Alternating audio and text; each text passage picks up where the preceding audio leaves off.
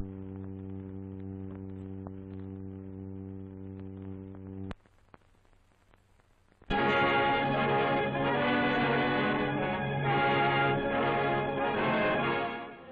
here, in this almost the last great industry we thought could be handled only by men, these mothers, wives, and sweethearts came to stand shoulder to shoulder with them in almost every capacity.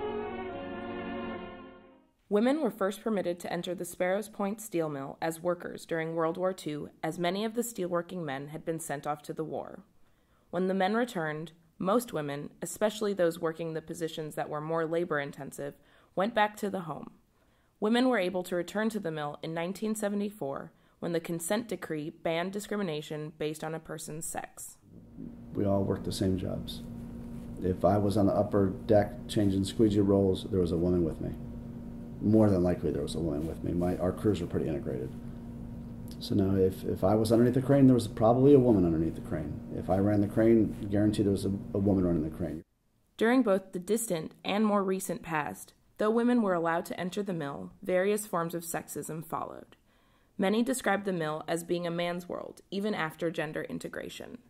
Being a female, and especially a younger female, lots of people, they might not know your name, they might not know what your story is, but they know you, they know your face because there's not many of us. So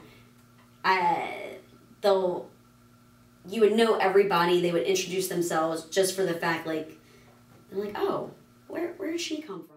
Being expected to exist in the man's world of steel production meant having women return to the home after World War II.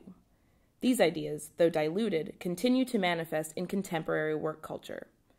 Despite some policy changes made over the years, there never was true systemic change.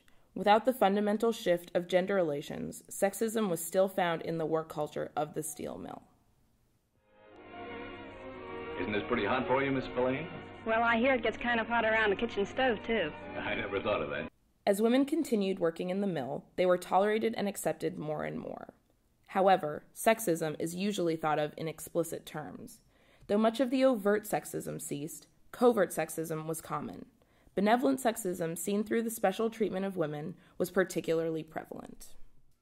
You know, it'll help you out a little bit more if you need it, so... Whereas, like, if you're a guy, it's like, they're expected to know what to do. Though it can be thought of as a relic from the past, sexism, in all its forms, is not only present but commonplace.